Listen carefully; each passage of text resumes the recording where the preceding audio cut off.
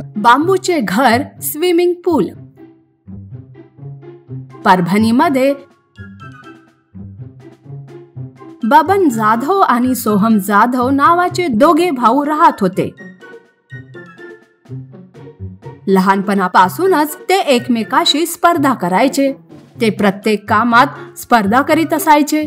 एके दिवशी बबन जाधव, अरे सोहम, मला माझे घर सर्वांच्या आवाक्याबाहेर असलेल्या उंचीवर बांधायचे आहे. अरे भाऊ, सर्वांच्या आवाक्याबाहेर म्हणजे आभाळात घर बांधायचे आहे का तुला? परंतु आता आभाळापर्यंत मोठ्या मोठ्या बिल्डिंग्स बनू लागल्यात. ते तर तुझ्या घरी आरामात येऊ शकतील. अरे मी एवढ्या उंचीबद्दल नाही बोलतोय. अरे आपल्या गावातील लोकांच्या आवाक्याबाहेरचं बोलतोय मी. म्हणजे तू ते झाड बघतोयस ना, त्या झाडावर मी माझे घर बांधणार. अरे भाऊ, हे तर खूपच छान आहे. झाडावर घर मस्त होणार भाऊ. हे एवढ्या उंचीवर वाघ किंवा चिता नाही येऊ शकणार. आपण आरामात राहू शकतो. मी पण तुझ्यासारखाच दुसऱ्या झाडावर घर बांधणार.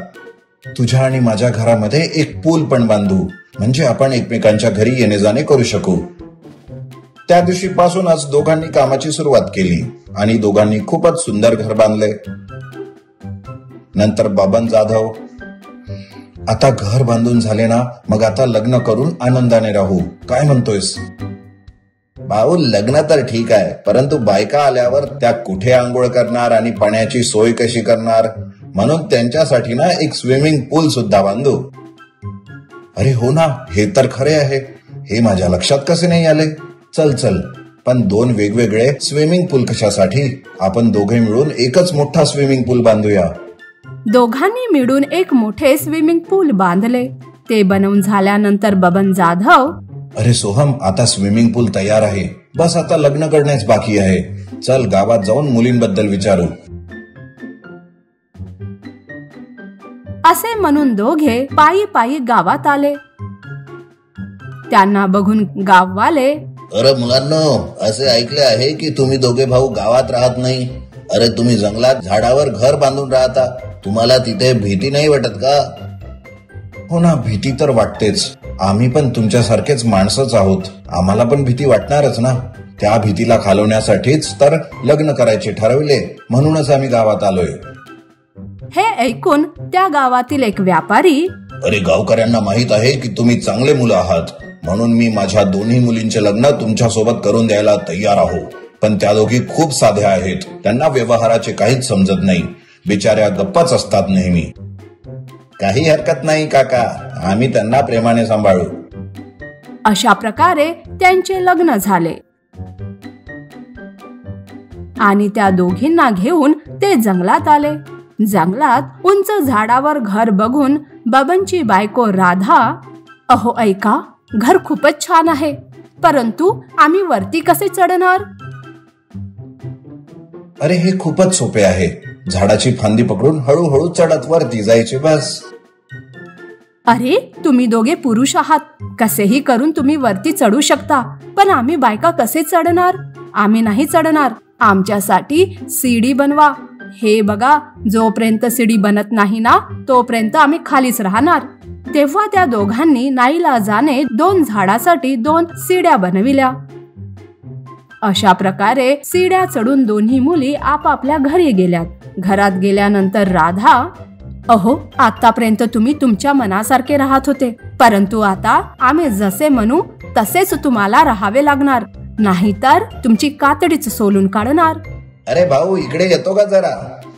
हे काय भाऊ, लग्ना अगोदर यांचे वडील म्हणाले होते की या गप्पा राहतात, जास्त बोलत नाहीत, खूप साध्या आहेत. हो रे, आतापासून जर आपण गप्प बसलो तर त्याच आपल्या डोक्यावर बसणार. म्हणून आतापासूनच आपले डॉमिनेशन दाखवावे लागणार, नाहीतर त्या आपल्याला कठपुतली सारख्या नाचवणार. असे बोलून सोहम आपल्या बायकोकडे जाऊन, तुम्हा दोघांना आपली अकड कमी करावी लागेल.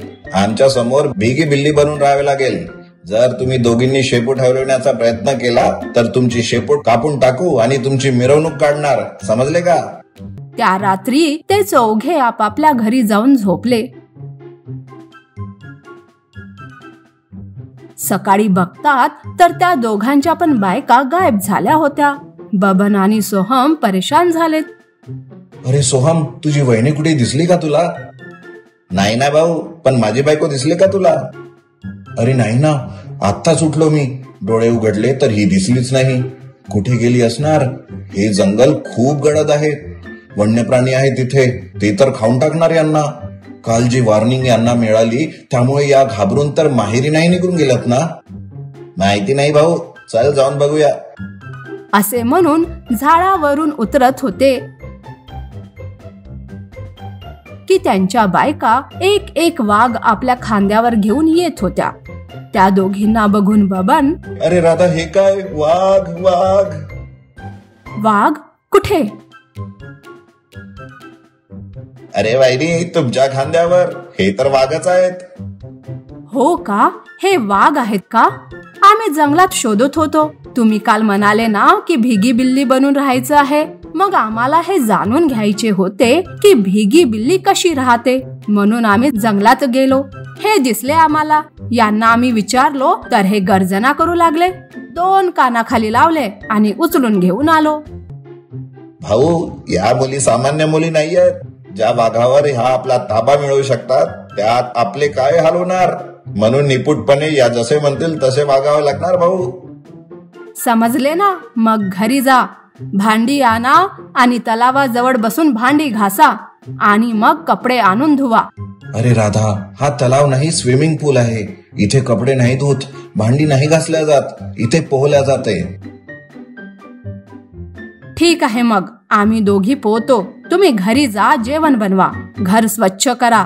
आता तरी समजून घ्या की बायका कुणापेक्षा कमी नसतात.